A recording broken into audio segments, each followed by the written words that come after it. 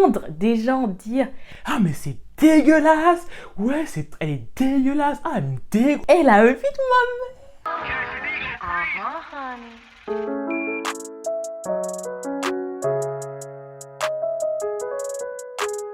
Coucou tout le monde, c'est toujours Marina, j'espère que vous allez bien. Moi ça va les gars, ça pète la forme, comme vous pouvez le voir, comme d'habitude de toute façon.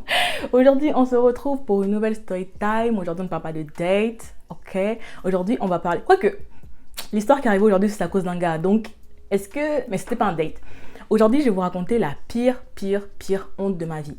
J'ai eu beaucoup de honte dans ma vie. Genre, me casser la gueule dans les transports en commun, c'est mon quotidien, tu vois. Genre, vraiment, il m'est arrivé pas mal de trucs honteux dans ma vie. Mais alors, ça, l'histoire que je vais vous raconter là, vraiment, jusqu'à ce jour, en fait, je frissonne de gêne lorsque j'entends cette histoire, lorsque je me remémore cette histoire, ou lorsqu'on me remémore cette histoire, parce que franchement, c'était trop.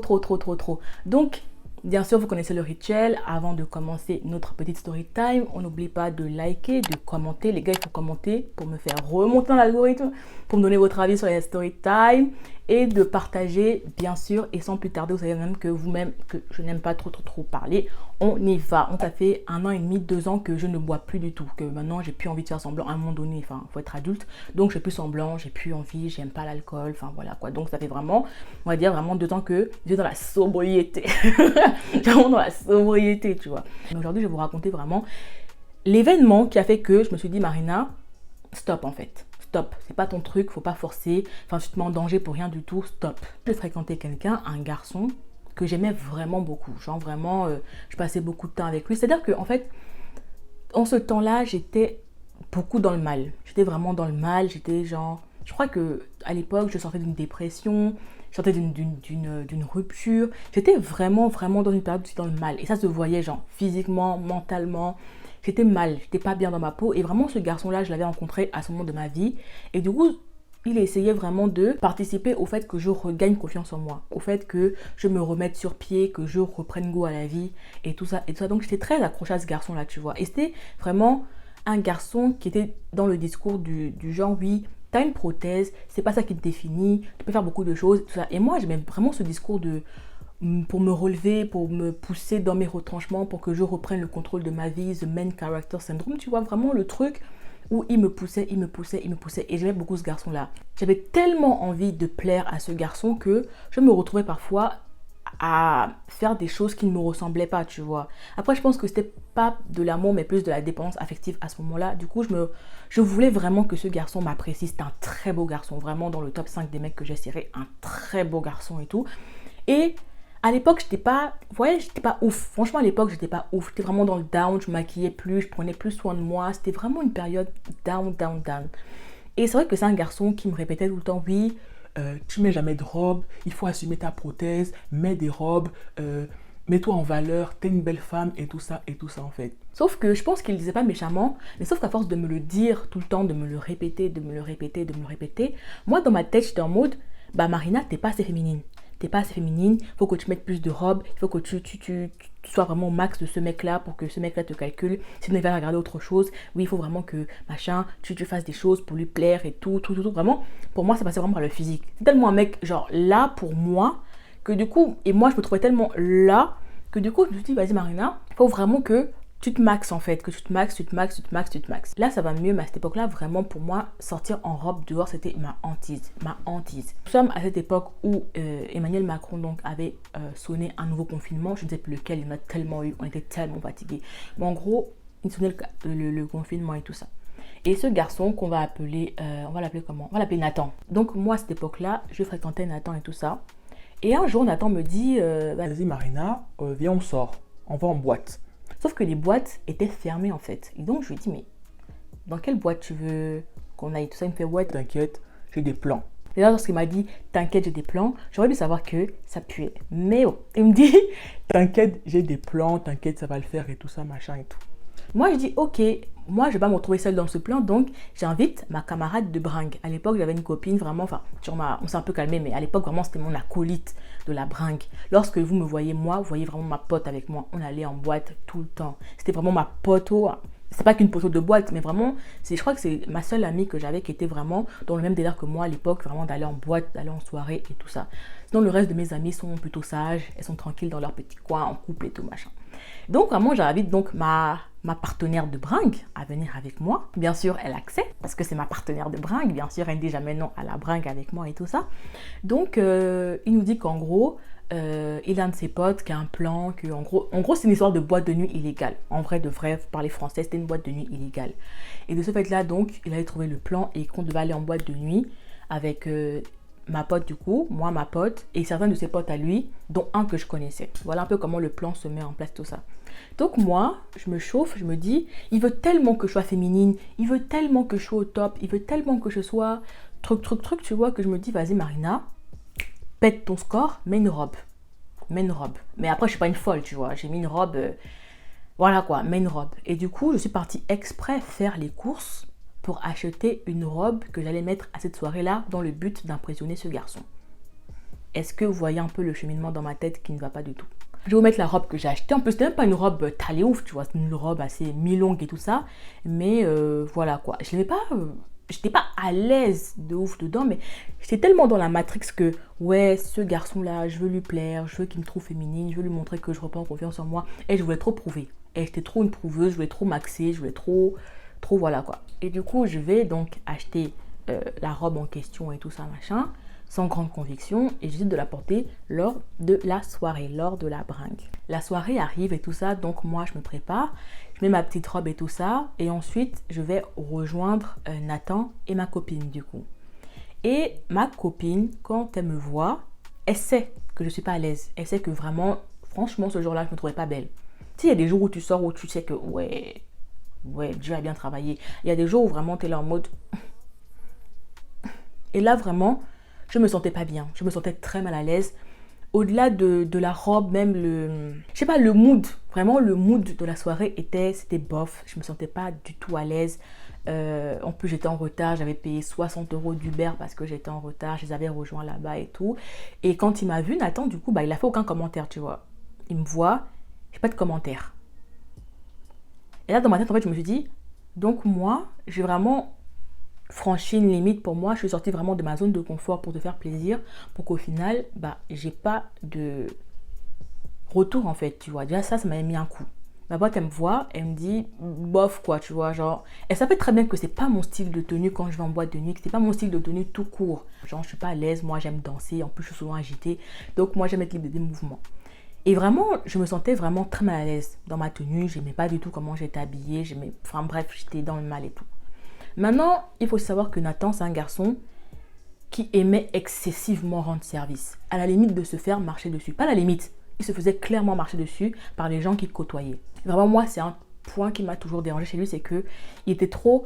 Genre, tu peux être serviable. Il n'y a pas de mal à être serviable, mais tu peux pas non plus laisser les gens te marcher dessus. Et lui, vraiment, ses potes lui marchaient dessus. Vraiment, tout le temps, il se servait de lui parce qu'il avait une voiture, parce qu'il disait jamais non, parce que... Et lui aussi, voilà, comme il voulait garder ses potes, tout ça, machin, il se laissait un peu marcher dessus. Un peu beaucoup marcher dessus tout le temps.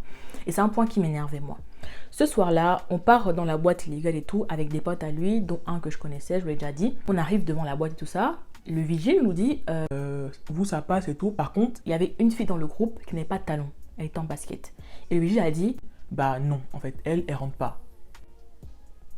Elle rentre pas du tout en basket, tout ça, il faut des talons et tout, machin. On a beau essayer de négocier avec le vigile, il dit que non, elle est en basket, elle ne rentre pas et tout, machin. Donc les garçons essayent de trouver une solution. Comme Nathan a sa voiture, c'est Nathan qui se retrouve à devoir rentrer avec la fille chez elle, à 30 minutes littéralement de l'endroit, de la boîte, pour qu'elle aille prendre des talons et revenir. C'est toi qui m'emmènes dans ce bourbier-là, c'est toi qui as voulu que je vienne avec toi dans la boîte illégale et tout ça, pour au final après aller rendre service à une fille que tu ne connais même pas. Il ne connaissait même pas la fille en fait. Il n'a pas dit non, il a juste dit ok, il n'y a pas de problème, moi ça me dérange pas et tout ça, alors que frère, ta meuf elle est là en fait. Même pas tu me demandes mon avis, même pas tu... Enfin je sais pas, et j'ai pas du tout apprécié vraiment la soirée, vraiment très mauvais mood. Très mauvais bourbier et tout machin. Il part donc avec la fille pour aller récupérer ses talons. Pendant ce temps-là, moi, je rentre en boîte avec ma pote, avec leur pote et tout. On rentre en boîte, ils ont réservé une table, on s'installe et tout ça, tout le truc. Déjà, le mood de la boîte, c'est qu'il y avait des ballons. les gens faisaient des ballons. Et vraiment, moi, j'ai vraiment une aversion depuis très très longtemps, une aversion depuis toujours d'ailleurs, pour ceux qui font des ballons. Je ne comprends pas comment on puisse faire des ballons avec tous les dangers que ça entraîne. Bref, ils font des ballons et tout ça. Moi, je suis vraiment... Avec ma pote, déjà, on est très très mal. Déjà, on n'aime pas ça. Les garçons prennent des putains de bouteilles, ils prennent des grosses bouteilles de vodka et tout, machin, bref, ils veulent prouver. En fait, c'était pas notre délire, l'histoire de ouais, il faut prouver, l'histoire de ouais, truc, c'était pas notre délire à nous, à moi et ma pote et tout ça. Donc déjà, on se sentait mal, on se sentait très mal et tout ça. Les garçons nous servent un verre et l'erreur qu'on a faite déjà, je pense, c'est qu'on ne les a pas vus nous servir le verre. Ils nous ont servi un verre, qu'ils nous ont entendu, et l'erreur que j'ai faite, c'est de prendre le verre et de boire. Pendant très longtemps, j'ai bu de l'alcool, genre normal, à des fêtes et tout ça, alors que, en vrai de vrai, je n'aime pas l'alcool. Je n'aime pas le goût de l'alcool, je n'aime pas l'effet que l'alcool me fait, tout type d'alcool en fait. C'est-à-dire que ce soit alcool fort, que ce soit vin, que ce soit champagne, tout ça, vraiment, moi, j'aime pas l'alcool. J'aime pas ça, c'est pas un truc qui me... Histoire de déguster, machin, je n'ai jamais aimé ça et je n'aime pas ça. Mais, par mimétisme, avec mes amis et tout ça, moi j'ai commencé à boire lorsque j'avais 17 ans. Voilà, j'ai commencé à faire des soirées avec des potes lorsque j'avais 17 ans. Ça fera l'objet d'une story time. Je vais vous raconter la première fois que j'ai pris une cuite dans ma vie. C'était chaud, c'était chaud. Je voulais faire comme les autres, me mettre des races comme les autres parce que pour moi, être bourré était synonyme de m'amuser en fait, être dans le même mood que tout le monde. J'étais tellement dans un mood de vas-y Marina, il faut que tu te détendes, il faut que tu te détendes, il faut que tu te détendes, que j'ai commencé à boire, genre en mode... Et je buvais, et je buvais, et je buvais, et je buvais. Il faut savoir que je n'ai jamais su boire. Dans ma vie, je n'ai jamais su boire. Toutes les fois où j'ai bu dans ma vie quasiment, je me suis retrouvée complètement bourrée. Donc, je n'ai jamais su boire, je n'ai jamais su doser à quel point il fallait s'arrêter, tout ça, machin. Raison pour laquelle, honnêtement, enfin, j'aime pas l'alcool. Moi, je buvais, et tout ça. Jusqu'à ma pote, elle m'a dit, Marina, détends, tu vois. Détends-toi, je sais que t'es énervée, je sais que voilà, t'es pas bien et tout ça. Mais calmos, il faut se détendre, tu vois. Et à un moment donné, j'ai donc arrêté, je me suis un peu calmée, tout ça. Et on dansait, on faisait la fête et tout, machin, truc. 1 heure après, Nathan est venu. Nathan est revenu avec la fille 1 heure après. Et les 1 heure après où Nathan est revenu là, moi, j'étais totalement bourrée. Moi, j'étais plus là. Alors, moi, je sais pas où j'étais, mais j'étais déjà plus là. J'étais déjà dans le mal. J'étais pas encore dans le mal, non. J'étais pas encore dans le mal, mais j'étais déjà bourrée. J'étais pas, quick. Nathan vient, je me suis dit, oh ça va être cool, on va pouvoir s'ambiancer, on va pouvoir danser. Moi j'aime trop danser avec mes mecs, je sais pas, j'aime trop les mecs qui savent danser, j'aime trop danser avec mes mecs et tout. Et je me suis dit, voilà, Nathan vient et s'assoit sur le canapé. Il me dit qu'en gros, dans la journée, il est parti jouer au foot et il s'est blessé, donc il ne va pas trop danser. Je suis en mode de qui? Je sais pas, t'es là, t'es mon boug, je vais pas m'amuser à aller danser, aller frotter tes potes en fait. Donc si tu danses pas, c'est que moi je danse pas non plus, enfin je danse avec ma copine, mais c'est tout en fait. Et là, il danse pas. Déjà ça encore, nouveau coup et tout ça. Donc entre temps, je continue à boire plus modérément, mais je continue à boire. Jusqu'au moment où en fait, je sens que le verre de trop. Je bois le verre de trop en fait. Et je commence à être dans le mal. Je commence à vraiment être dans le mal. Et c'est là que la honte a tapé à mon épaule et m'a dit, let's go. Il m'a dit, let's go. C'est parti. C'est parti. Parce que là, j'ai commencé à être dans le mal. Je me sens pas bien, J'ai mon verre d'alcool, je m'assois comme ça. Ma tête, elle tourne, la musique, les lumières et tout. Je suis dans le mal. Et je me dis, putain, il faut que je vomisse. Sauf que le problème, c'est que je savais que de là où j'étais, vraiment, de là où j'étais, aux toilettes là-bas, j'allais pas tenir. J'allais archi pas tenir. Donc je suis là avec ma bouteille je suis là avec mon verre d'alcool et tout ça, machin. Et bien sûr, ce qui devait arriver, arriva. Burp. Genre vraiment burp. Mais pas burp en mode burp devant tout le monde, quand même, un peu de comportement. Burp en mode burp dans mon verre, tu vois. La vie. Rien que de repenser à cette scène, j'ai des frissons de honte. J'ai des frissons de honte qui me parcourent tout l'épiderme tellement j'ai honte, genre burp, tu vois, genre je suis dans le mal et tout machin. Et le boug Nathan voit que ça va pas. Ma pote voit aussi que ça va pas. Elle me dit écoute reste là et tout machin tout. Après j'ai pas non plus, j'ai pas arrosé non plus, j'ai pas rempli mon verre, tu vois, genre vraiment ça ressortait. Et quand j'étais un peu en capacité de marcher, je suis allée aux toilettes tout ça machin, je raconte pas. Vraiment je raconte pas et tout là, je suis vraiment dans le mal. Je me sens très mal. Je reviens m'asseoir Et vraiment, ça va pas. Vraiment, dans le ça va pas, c'est que ça n'allait vraiment pas du tout. Genre, ça allait pas du tout et tout. Et donc, Nathan et tout, il me dit, Écoute, on va sortir un peu, on va sortir, prendre de l'air. Peut-être que prendre de l'air, ça me fera du bien et tout. je tiens à peine debout, les gars. Je tiens à peine debout. À peine debout et tout. Je marche en titubant, ça va pas et tout, machin, machin. On se pose. En fait, c'est une espèce d'hangar, c'est une espèce de grand hangar et tout, avec la boîte illégale, un espèce de grand hangar. Donc, on se pose à côté et tout. Et j'essaye de respirer, sauf que ça va pas. Au début, j'ai des relents, mais je vomis pas, genre ça. J'ai des relents et je rote. Encore roter, vas-y, c'est dégueulasse, mais et la vie. Encore roter, vas-y, c'est dégueulasse, mais vas-y. Mais alors là, je me mets à avoir des gaz. En gros, je rote et j'ai des gaz en même temps. C'est-à-dire que ça sort des deux côtés, en fait. Déjà, ça, c'est la honte. Déjà, ça, c'est honteux de ouf. Mais alors, entendre des gens, parce qu'il y avait des gens autour, entendre des gens dire « Ah, mais c'est dégueulasse! Ouais, elle est dégueulasse! Ah, elle me dégoûte! » Et la vie de ma mère, les gars, oh, comment j'ai honte! Elle te repense à ça, elle a honte. La honte. Et les gens, ils n'arrêtent pas de dire Ouais, mais elle est dégueulasse, la fille et tout. Vas-y, sortez-la, elle me dégoûte et tout. Et les gens en pierre. Ils voient que je suis dans le mal.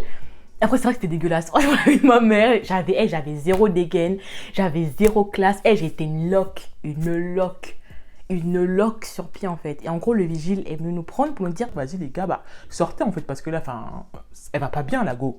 Elle va pas bien, sortez et tout. Nathan est venu et tout, il dit au vigile, gardez-la, je vais chercher la voiture, je vais m'avancer et tout, gardez-la et tout. Et moi, je suis là, je titube, je marche pas droit, je suis dans le mal. Et je suis vraiment dans le... Je crois que je m'étais jamais mis autant dans le mal. J'étais vraiment dans le mal et tout. Il va prendre la voiture. Quand je monte dans la voiture, j'ai rien.